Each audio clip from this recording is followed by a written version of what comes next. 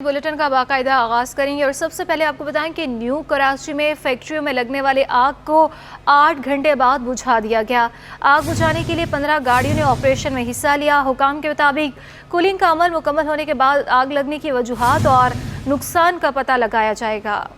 New Karachi Gabol town में factory में सुबह 8 बजे आग लगी और अतराफ की फैक्ट्रियों को भी अपनी लपेट में ले लिया। इतला मिलते ही फायर ब्रिगेड की गाड़ियां मौका पर पहुंच गईं और 8 घंटे की मुसलसल जद्दोजहद के बाद आग पर काबू पा लिया गया। हुकाम के मुताबिक कूलिंग के अमल में भी टाइम लगेगा। तकरीबन 10 से 12 गाड़ियों में काम हिस्सा लिया है और वाटर बोर्ड के टैंकर भी मौजूद हैं यहाँ पे और हमारी कोऑर्डिनेशन के लिए नात करते एसोसिएशन के लोग भी मौजूद हैं, फारूक भाई यहाँ मौजूद हैं। तमाम लोगों के कोऑर्डिनेशन से काम चल रहा है और इंशाल्लाह जल्द कंट्रोल कर लेंगे आपको। मुमकिन तौर पर यह रहता है कूलिंग का अमल तो हो सकता है 1 आध घंटे में शुरू हो जाए, लेकिन कंट्रोल का अमल इसमें टाइम लग जाए। वाटर बोर्ड के फोकल पर्सन शहबाज का कहना है कि फायर ब्रिगेड को 80,000 गैलन से ज्यादा पानी फराहम किया गया। हम तकरीबन ऑलमोस्ट इनको 80 से 85,000 गैलन पानी जो है फायर लोकेशन पे हम दे चुके हैं और COMD साहब की हिदायत है कि जब तक ये आग मुकम्मल तौर पे बुझ ना जाए हम फायर ब्रिगेड को बिला मुआवजा पानी इन्हीं की फायर लोकेशन के ऊपर भेजते रहेंगे। North Karachi trade and industries के सदर फैसल मुइज़ कहते हैं इतना इक्विपमेंट होने के बावजूद आग पर जल्दी काबू नहीं पाया जा सका। हमारे पास फायर टेंडर भी मौजूद है, हमारे पास पानी भी मौजूद है, लेकिन अनफॉर्चुनेटली अभी तक हम इस आग को कंट्रोल नहीं कर सके। असिस्टेंट कमिश्नर गुलबर्ग नेहा शाह का कहना है कि आग बुझाने के काम में फायर ब्रिगेड के साथ जिला इंतजामिया ने भी हिस्सा लिया। पुलिस भी यहाँ पे अवेलेबल है, वाटर वाले भी अवेलेबल हैं, यहाँ पे सारी फोर्सेस हमारी अवेलेबल हैं, रेंजर्स भी यहाँ पर अभी अवेलेबल है। DMC से भी हमने बुला लिया ताकि जो लोग हैं उनको यहाँ पे लोग पीछे की तरफ थोड़ा रखें क्योंकि ये थोड़ी डेंजरस है इस वक्त बिल्डिंग यहाँ पे। एडमिनिस्ट्रेटर कराची सैफुर रहमान ने भी मुतासरा फैक्ट्री का दौरा किया और आग बुझाने के अमल का जायजा लिया। हमारी जैसे हमें इत्तला मिली फ़ौरन तमाम जो गाड़ियाँ हैं तमाम फायर स्टेशंस की मूव की 15 के करीब हमारे फायर टेंडर्स काम करें। 4 फायर स्टेशंस के जो ऑफिसर्स हैं वो यहाँ पर हैं, चीफ फायर ऑफिसर्स हैं। हुकाम का कहना है कि कूलिंग का अमल मुकम्मल होने के बाद आग लगने की वजूहात और नुकसान का पता लगाया जाएगा। कैमरामैन फरहान अहमद के साथ इम्तियाज़ अली, सिटी 21।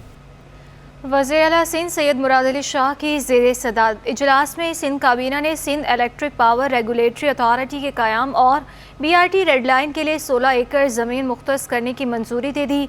तर्जुमान सिंध हुकूमत मुर्तज़ा वहाब का कहना है कि ये सिंध हुकूमत का तारीख़ी फ़ैसला है। अब सूबे में पैदा होने वाली बिजली की तकसीम सिंध हुकूमत करेगी। वज़ीर-ए-आला सिंध सैयद मुराद अली शाह की ज़ेरे सदारत सिंध काबीना के इजलास में सूबाई वज़रा, मुशीरों, मुआविनीन और मुतल्लिका अफसरान ने शिरकत की। इजलास में वज़ीर ट्रांसपोर्ट शरजील इनाम मेमन ने BRT रेड लाइन मनसूबे के मुतालिक ब्रीफिंग देते हुए बताया कि BRT रेड लाइन का मनसूबा एशियाई तरक्याती बैंक और दीगर एजेंसियों के ताउन से जारी है। BRT का route Malir hall, Malir cantt से सफूरा चौरंगी, यूनिवर्सिटी रोड से नुमाइश और टावर तक है। इजलास में बस डिपो, बस parking, inspection area, watch tower और दीगर सहूलियात के लिए अलाउद्दीन पार्क की 16 एकड़ ज़मीन हासिल करने की मंजूरी दे दी गई। बल्दिया टाउन में भी लोगों की सियासी दिलचस्पी दिखाई दी। पीपल्स पार्टी ने तरक्याती कामों के जरिए इलाके में जगह बनाई। पीपल्स पार्टी रहनुमा महमूद हसन कहते हैं कि बल्दिया टाउन में एक सियासी जमात का इस कदर होल्ड था कि दूसरी जमात का झंडा लगाना भी मुश्किल था। बिलावल भुट्टो का विजन है कि नौजवान को मौका दिया जाए। वो हमारे नुमाइंदे इक़्तिदार अनवर से बातचीत कर रहे थे। तफसीलात जानते हैं इक़्तिदार से ही। टाउन कराची में पाकिस्तान पीपल्स पार्टी के अहम रुकन जिन्होंने पिछले चंद इलेक्शनों में पाकिस्तान पीपल्स पार्टी की जीत में अहम किरदार अदा किया है, इंतहाई जज्बे के साथ काम करते हैं। जनाब महमूद हसन साहब हमारे साथ मौजूद हैं।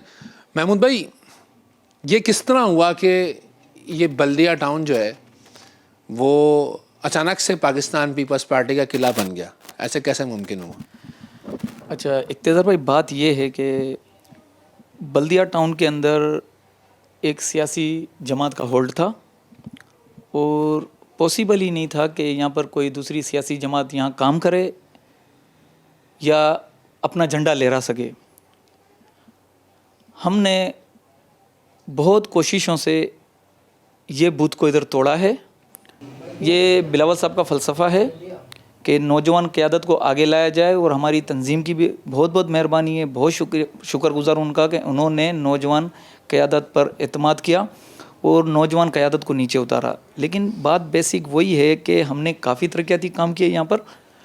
हाँ, हम तरक्याती काम तमाम नहीं कर सके। बल्दिया टाउन के इतने मसाइल हैं कि पूरे पाकिस्तान का फ़ंड भी लगा दिया जाए ना तो यहाँ पर तरक्याती काम पूरे नहीं हो सकते। लेकिन मैं इतना आपसे वादा करता हूँ दीगर जमातों से, दीगर सियासी पार्टियों से सबसे ज़्यादा काम हम करेंगे। ये मैं आपसे, हमारे नुमाइंदे नौजवान हैं, लालची कोई भी नहीं है, और इंशाअल्लाह वो अपने ज़िम्मेदारों से मिलकर, हमारी तंजीम से मिलकर, सिंध गवर्नमेंट से मिलकर यहाँ के मसले मसाइल हल कर लेंगे काफ़ी हद तक। बहुत शुक्रिया। ये थे महमूद हसन साहब, जो कि बता रहे थे कि बहुत जल्द बलिया टाउन में एक यूनिवर्सिटी और बड़े अस्पताल की जो है प्लानिंग कर ली गई है। जी। Chief secretary Sindh doctor Mohammad Suhail Rajput ने बल्दियाती इदारों के मुलाजमीन को वक्त पर तनख्वाहों की अदायगी ना करने पर सख्त बरहमी का इजहार कर दिया। एडिशनल चीफ सेक्रेटरी बल्दियात सैयद नजम शाह को 45 रोज़ के अंदर तनख्वाहों की अदायगी की हिदायत जारी कर दी। चीफ सेक्रेटरी सिंध ने महकमा बल्दियात के म्यूनसिपल और क्लिक के मुलाजमीन को तनख्वाहों की अदम अदायगी पर सख्त बरहमी का इजहार करते हुए एडिशनल चीफ सेक्रेटरी बल्दियात सैयद नजम शाह को तनख्वाहों की अदायगी की हिदायत जारी कर दी। चीफ सेक्रेटरी सिंध ने कहा कि बल्दियाती इदारों के मुलाजमीन को 45 रोज़ के अंदर तनख्वाहें अदा की जाएँ और मुलाजमीन को तनख्वाहें देने के लिए मैकेनिज़्म बनाया जाए ताकि ये मामला मुस्तकिल बुनियादों पर हल हो जाए।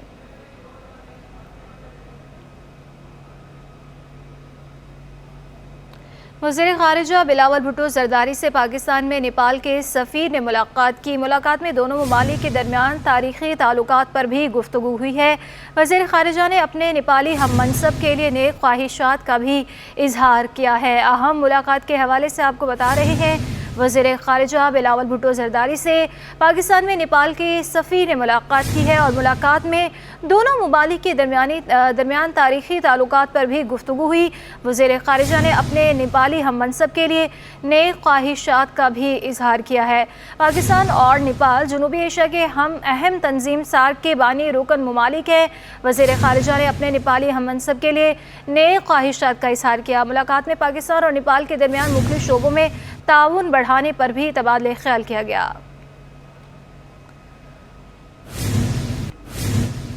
बल्दिया उज़्मा कराची के महकमे सिटी वार्डन के इफ्तारी अलाउंस न मिलने की हैट्रिक मुकम्मल हो गई। वार्डन साबिक एडमिनिस्ट्रेटर कराची मुर्तज़ा वहाब के दौर को याद करने लगे। तफसीलात रिजवान अहमद की रिपोर्ट में।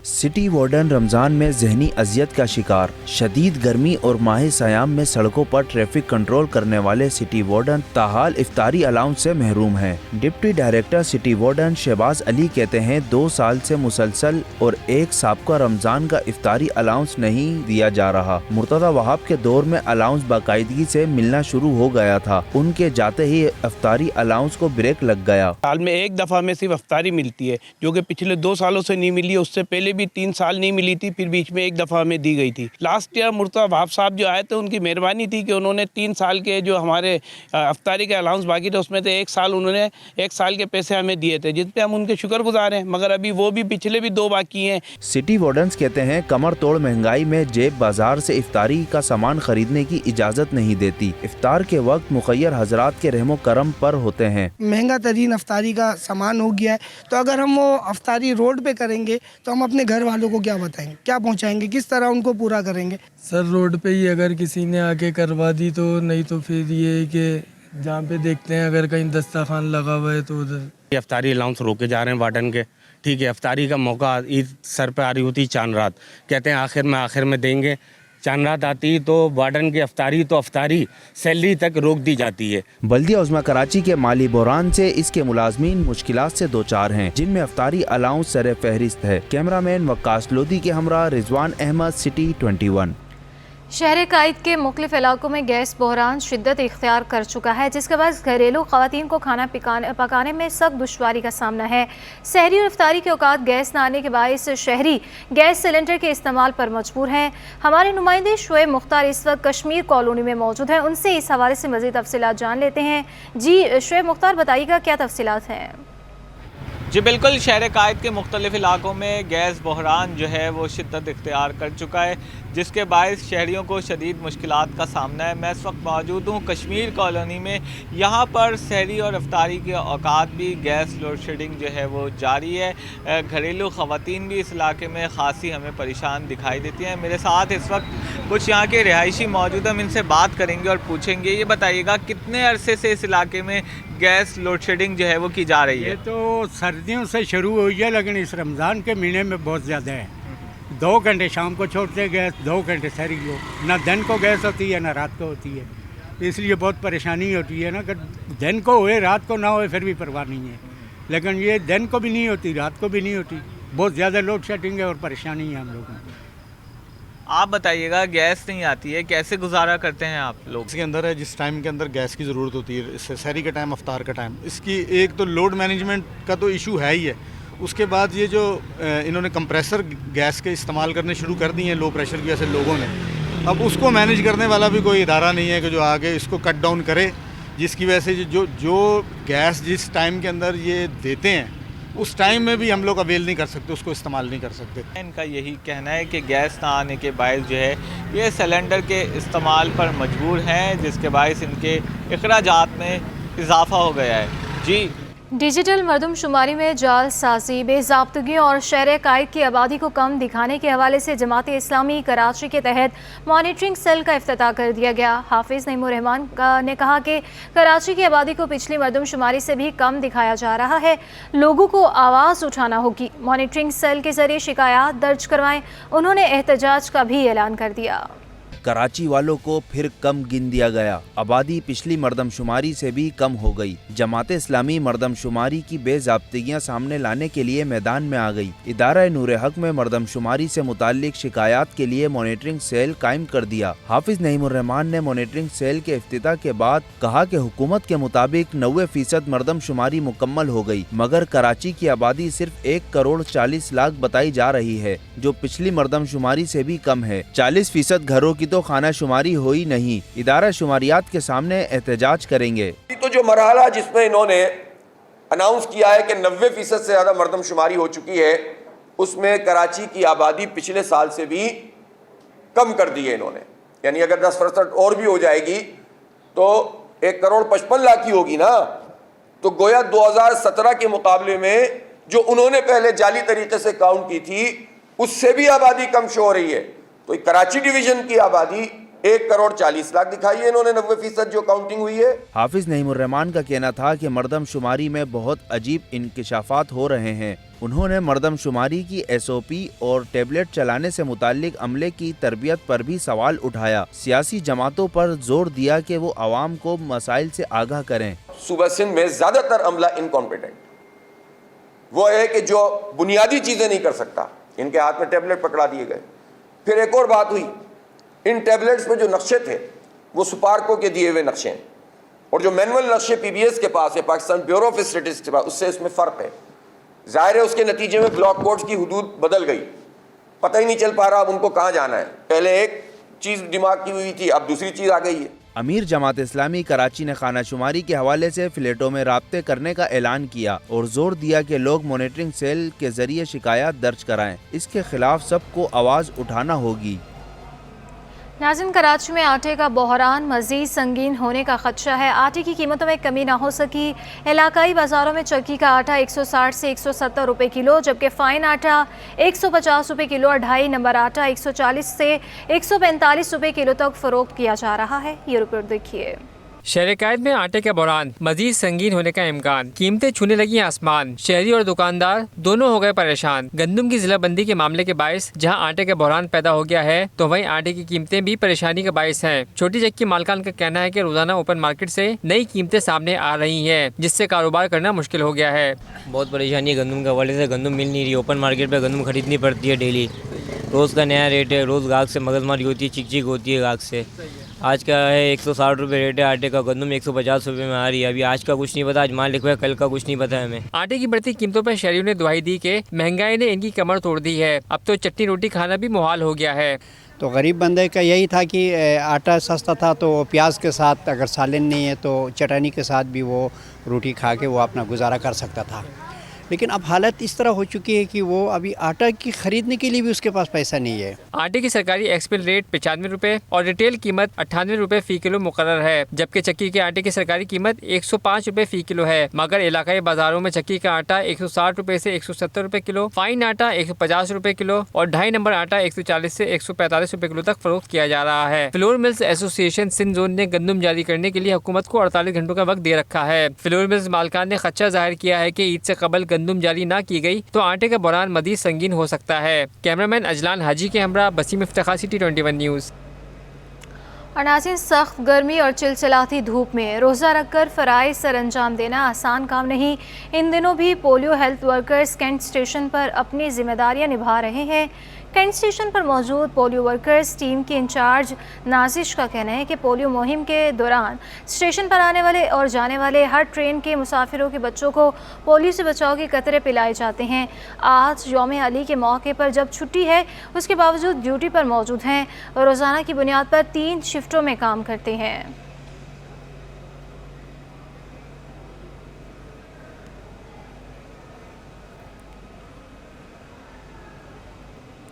कराची सदर के मकामी हॉल में नन्हे मुन्ने बच्चों की रोज़ा कुशाई की।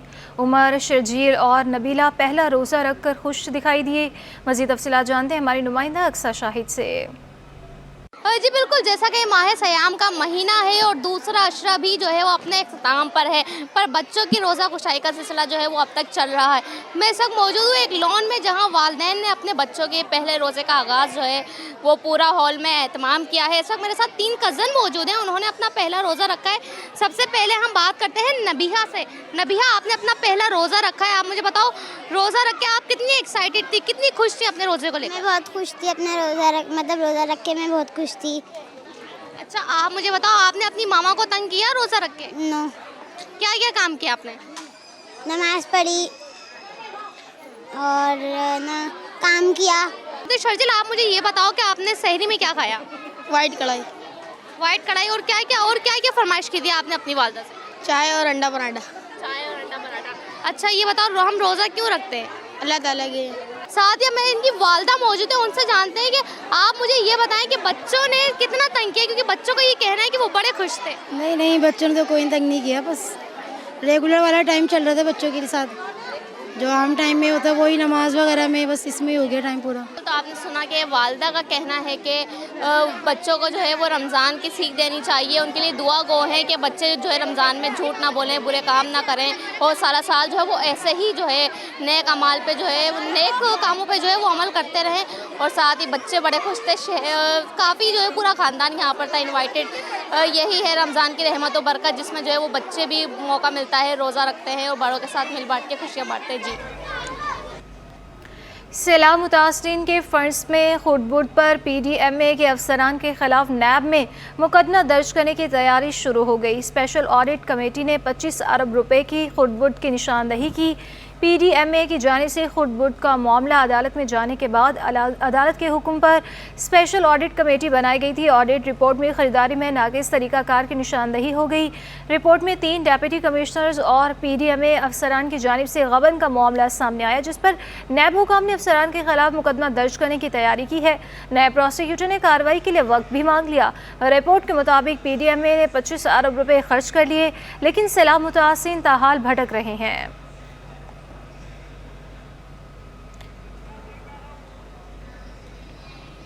यौम अली अलैहिस्सलाम का मरकज़ी जुलूस हुसैनिया ईरानिया इमाम बारगाह पहुँच गया। पिछला हिस्सा बोल्टन मार्केट पर मौजूद है।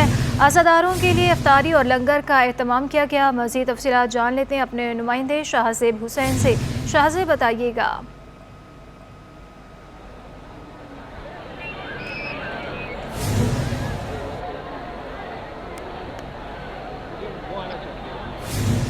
यौम अली अलैहिस्सलाम का मरकज़ी जुलूस हुसैनिया ईरानिया इमाम बारगाह पहुँच गया है। पिछला हिस्सा बोल्टन मार्केट पर मौजूद है। अज़ादारों के लिए इफ्तारी और लंगर का एहतमाम किया गया है। आपको बताएं कि इफ्तारी का भी एहतमाम किया गया है, लंगर का एहतमाम किया गया है अज़ादारों के लिए। सुबह से ही ये जुलूस जो हैं वो निकल रहे हैं। आज यौम अली के मौके पर जुलूस का सिलसिला जारी है। सुबह से ही ये जुलूस निकल रहे हैं और अक़ीदत और एहतराम के साथ ये जुलूस निकले हैं। यौम अली का मरकज़ी जुलूस हुसैनिया ईरानिया इमाम बारगाह पहुँच गया है। पिछला हिस्सा बोल्टन मार्केट पर मौजूद है। मज़ीद तफ़सीलात जान लेते हैं अपने नुमाइंदे शाहज़ेब हुसैन से। शाहज़ेब, बताइएगा।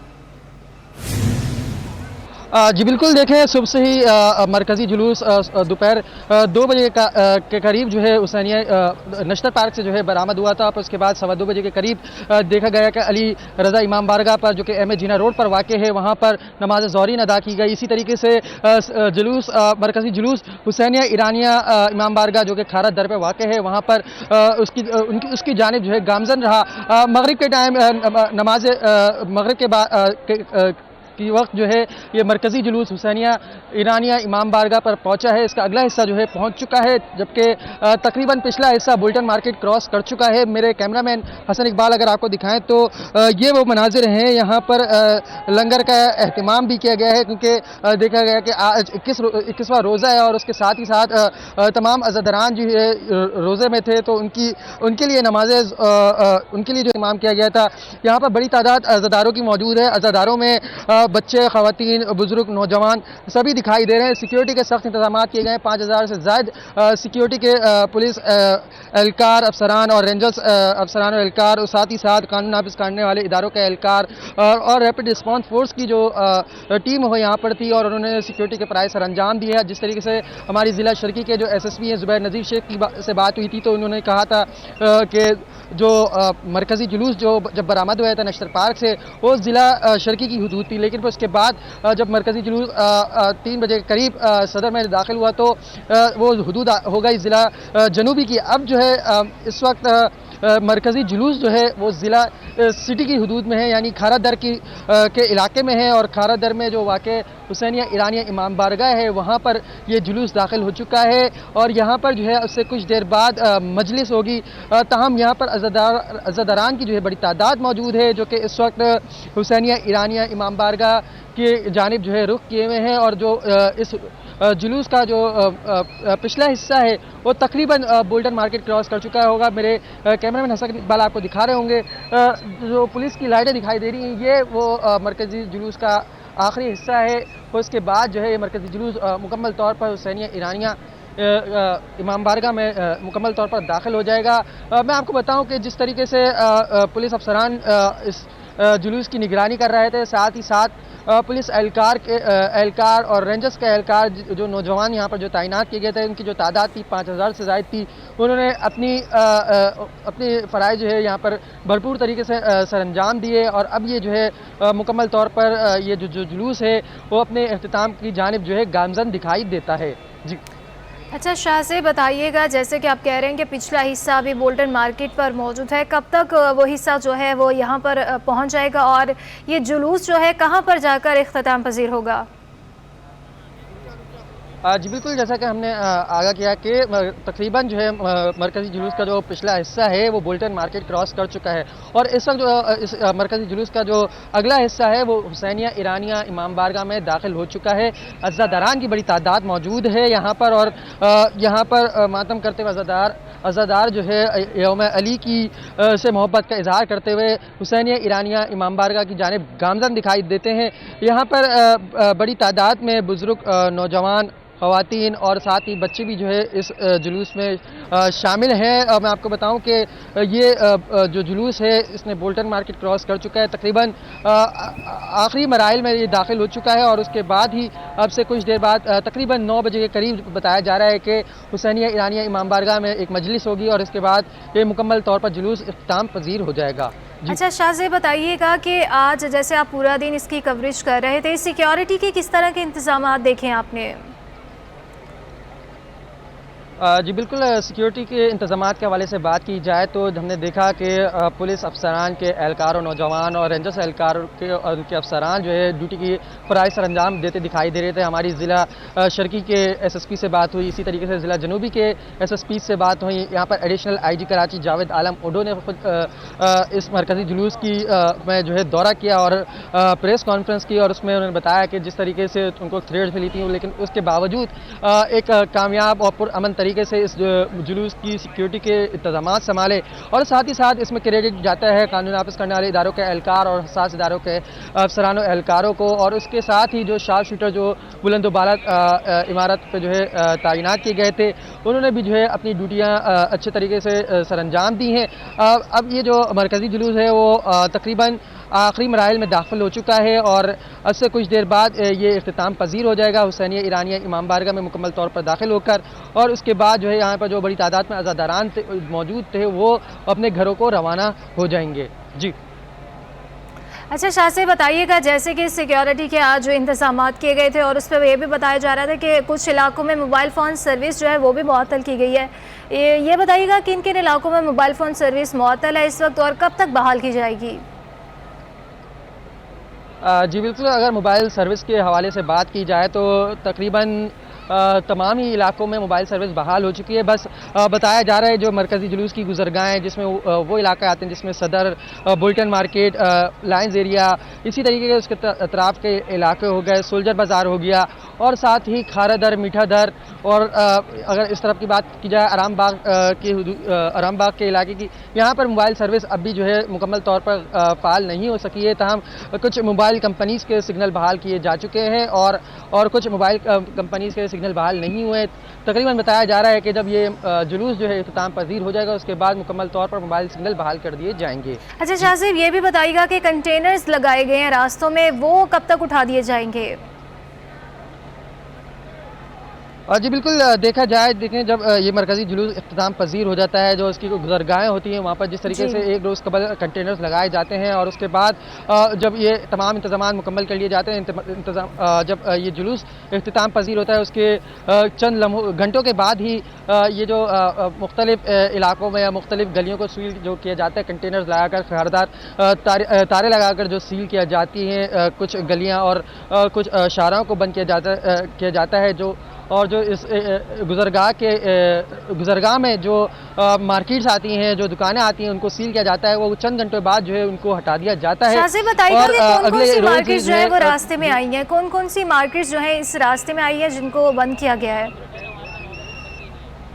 अगर हम इसमें नुमाइश चौरंगी के साथ ही अगर बात की जाए तो एम जीना रोड पर पड़ने वाली नाज प्लाजा, इसी तरीके से अगर बात की जाए औरंगज़ेब मार्केट आ गई, फिर स्टार सिटी मॉल आ गया। स्टार सिटी मॉल के साथ ही अगर हम इम्प्रेस मार्केट तरफ जाएं, इम्प्रेस मार्केट आ गई और उसके साथ बोरी बाज़ार है, एक वो मार्केट आ गई। फिर उसके अगर हम रीगल चौक की तरफ जाएं तो रीगल चौक पर एक बड़ी मार्केट है, इलेक्ट्रॉनिक मार्केट है। फिर उसके साथ ही अगर हम रीगल चौक से मुड़ते हैं तो उसके सीधे हाथ पर बड़ी मार्केट आती है जिसमें ज़ैना मार्केट होती है, वो भी इन गुज़रगाहों पर आती है जिसको सील किया जाता है। बुलेटिन का सिलसिला आगे बढ़ाते हुए अब बात करेंगे डॉलर के हवाले से। नाज़रीन, रुपए की कदर में बेहतरी आ गई। एक ही दिन में अमेरिकी डॉलर 1 रुपये 81 पैसे सस्ता होकर 287 रुपये से भी नीचे आ गया है। ओपन मार्केट में डॉलर 1 रुपये कमी से 294 रुपये का हो गया।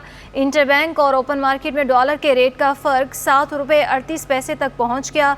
स्टेट बैंक की रिपोर्ट के मुताबिक एक ही दिन में अमेरिकी डॉलर 1 रुपये 81 पैसे सस्ता हो गया। इंटरबैंक में डॉलर 288 रुपये 43 पैसे की बुलंद सतह से गिरकर 286 रुपये 62 पैसे पर बंद हुआ।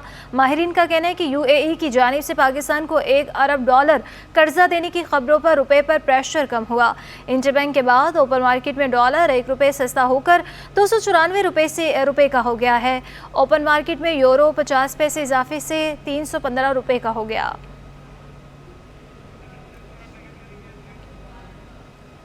सनतकार मुआशी और सियासी गैर यकीनी सूरत हाल से शदीद परेशान हो गए। Chairman Pakistan hosiery manufacturing association south zone Khizar Mehboob ने इंकशाफ किया कि अब तो गैर मुल्की खरीदार भी पाकिस्तान की मुआशी और सियासी सूरत हाल पर तहफ़्फ़ुज़ात का इजहार करने लगे हैं। ये रिपोर्ट देखिए।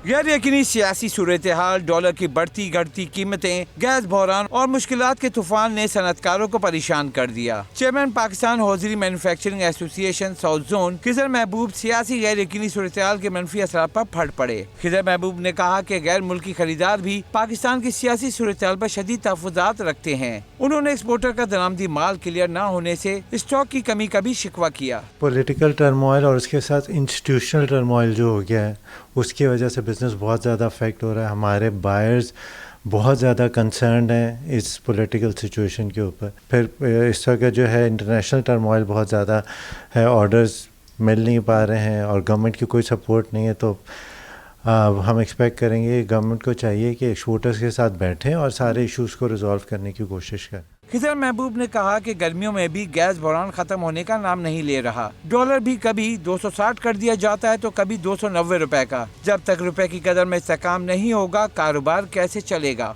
इंडस्ट्री के लिए सबसे ज़रूरी चीज़ स्टेबिलिटी है, किसी भी चीज़ की, चाहे वो डॉलर हो, रुपी हो। तो हमें स्टेबिलिटी चाहिए, चाहे 268 का डॉलर होना है या 295 का होना है। एक जगह पे आके रुक जाए ताकि हम लोग अपनी प्रॉपर कैलकुलेशंस कर सकें। सनतकारों का कहना है कि पैदावारी लागत मुसलसल बढ़ने और डॉलर गैर मुस्तहकम होने की वजह से कारोबारी कॉस्ट कैसे तय करें बहुत मुश्किल हो गया है। हुकूमत मसाइल के हल पर फौरी तवज्जो दे। कैमरामैन कयूम शेख के हमरा अशरफ खान, सिटी 21। अब आपको बताएंगे नेशनल कोचिंग सेंटर में Sindh Ramzan league squash team championship tournament के मुकाबले शुरू हो गए हैं। मुकाबलों में 6 टीमों के 18 खिलाड़ी मद्दे मुकाबिल होंगे। मज़ीद तफसीलात जान लेते हैं मोहम्मद हमाद से। जी हमाद, बताइएगा। जी देखिए, नेशनल कोचिंग सेंटर में Sindh Ramzan league squash team championship के जो मुकाबले हैं वो जारी हैं और अंडर 19 के जो है ये मुकाबले हो रहे हैं, जिसमें जो है लड़कियां और लड़कों की जो है टीम बनाई गई है। एक टीम में जो है 2 लड़के और 1 लड़की शामिल है। हमारे साथ मौजूद है अंडर 19 की नेशनल चैम्पियन जीतने वाली जो है महविश अली, जिनसे हम बात कर लेते हैं। महविश, मुझे बताइएगा, आप नेशनल चैम्पियनशिप भी रही हैं और यहाँ पर जो है सिंध रमज़ान चैम्पियनशिप मुकाबलों में भी हिस्सा ले रही हैं, तो क्या समझती हैं बड़े लेवल पर खेलने के लिए कितनी मेहनत करनी पड़ती है? फ़र्स्ट ऑफ़ ऑल मैं ये कहना चाहती हूँ कि जो ये लीग्स हो रही है ये बहुत फ़ायदेमंद है हमारे लिए और मैं चाहती इस तरह की लीग्स और हो, क्योंकि सिंध में जब से हम आए तो सिंध एसोसिएशन ने हमें बहुत सपोर्ट किया, अमेरिकन बिजनेस काउंसिल ने हमें बहुत सपोर्ट किया और हमें आगे टॉप लेवल में लाने की बहुत कोशिश की और इसलिए ये लोग ये लीग्स और मैचेस करवा रहे हैं। हर महीने मैचेस होते हैं, मैं इस पर बहुत खुश हूँ और चैम्पियन बनने के लिए बहुत सी चीज़ों की ज़रूरत होती है, उसमें ये मैचेस भी है। तो जब तक आप एक प्लेयर को इस तरह का माहौल, मैचेस, लड़कों के साथ भी खेलने दोगे तब भी वो अच्छा प्लेयर बनेगा। तो मैं बहुत खुश हूँ। हमारी टीम का नाम टाइगर टीम है और मेरी टीम में बासित है, अली है, मैं हूँ और नेशनल चैम्पियन तो मैं रही हूँ, अभी भी हूँ अल्हम्दुलिल्लाह। और मैं चाहती हूँ इस तरह की लीग्स और हो, क्योंकि मुझे इसमें बहुत एक्सपीरियंस मिला, मुझे बहुत खेलने का मौका मिला, मैंने बहुत सी चीज़ें इसमें देखी, सीखी, बहुत अच्छा लगा। देखिए, बिल्कुल ये हमारे साथ अंडर 19 की जो स्क्वाश की नेशनल चैम्पियनशिप रही है महविश अली, का ये कहना है कि बड़ा ही मज़ा आता है इस तरह की लीग खेलने में और इस तरह की लीग खेल के ही जो है बंदा जो है आगे बड़े टूर्नामेंट नेशनल लेवल पे और इंटरनेशनल लेवल पे खेल सकता है और अपने मुल्क का नाम जो है वो रोशन कर सकता है। जी। अब्दुल सितार ने KPT रमज़ान स्नूकर टूर्नामेंट के फाइनल के लिए क्वालिफाई कर लिया। सेमीफाइनल में इफ्तिखार अहमद को शिकस्त का सामना करना पड़ा। मज़ीद बता रहे हैं हमारे नुमाइंदे जावेद इकबाल। जी जावेद, बताइएगा। जी, मैं इस KPT स्पोर्ट्स कॉम्प्लेक्स में मौजूद हूँ, जहाँ पर रमज़ान स्नूकर टूर्नामेंट के मुकाबले जारी हैं। आज पहला सेमीफाइनल जो है इख्तिताम पजीर हुआ। इसमें जो है सत्तार साहब ने कामयाबी हासिल की। इफ्तिखार अहमद को दिलचस्प मुकाबले के बाद उन्होंने शिकस्त दी। हम पहले बात करेंगे इफ्तिखार साहब से। सीड 8 हैं इफ्तिखार सिंध में। इफ्तिखार, किस तरह देख रहे हैं? पहले शुरू में 4-1 से आप हार रहे थे, फिर बाद में थोड़ा फाइट बैक किया लेकिन फिर पीछे रह गए। जी, बस शुरू में आते ही थोड़ा सा मैं मजबूत पकड़ नहीं बना सका, तो इन्होंने अच्छा खेला। तो बाद में मैंने कोशिश करी लेकिन बस आखिरी में एक मिस्टेक से इन्होंने अच्छा कवर किया। शुरू में कहाँ इतनी गलती हो कि बिल्कुल 4-1 हो गया स्कोर? अरे शुरू में मैं थोड़ा सा एग्रेसिव हो गया, तो वहाँ इन्होंने भरपूर फ़ायदा उठाया उसका। ठीक। अच्छा, हमारे साथ विनर मौजूद हैं सिंध में। सीड 4 हैं अब्दुल सत्तार। किस तरह देख रहे हैं? ज़बरदस्त रहा मैच लेकिन आखिर में थोड़ी सी मुश्किल हुई आपको? तो जी, इससे मुश्किल तो होती है, प्रेशर आता है मैच के हवाले से। तो ये ऐसा है कि अच्छा खेला मैंने और इन्होंने भी अच्छा खेला मेरे साथ। तो मज़ीद ऐसे टूर्नामेंट होने चाहिए रमज़ान में और प्लेयर टैलेंट ज़्यादा निकलेगा। और हमारी गवर्नमेंट से ये अपील है कि प्लेयरों को जॉब वगैरह दी जाए। शुक्रिया। सुना आपने कि कोशिश है खिलाड़ियों की कि बेहतर तैयारी कर सकें। ईद के बाद जो है नेशनल रैंकिंग चैम्पियनशिप होने वाली है, तो उम्मीद है कि ये खिलाड़ी उसमें भी अच्छी परफॉर्मेंस करेंगे। और अब दूसरा सेमीफाइनल कल खेला जाएगा, देखते हैं उसमें कौन कामयाबी हासिल करता है। इस टूर्नामेंट का फाइनल जो है 13 अप्रैल को इसी KPT स्पोर्ट्स कॉम्प्लेक्स में होगा। जी।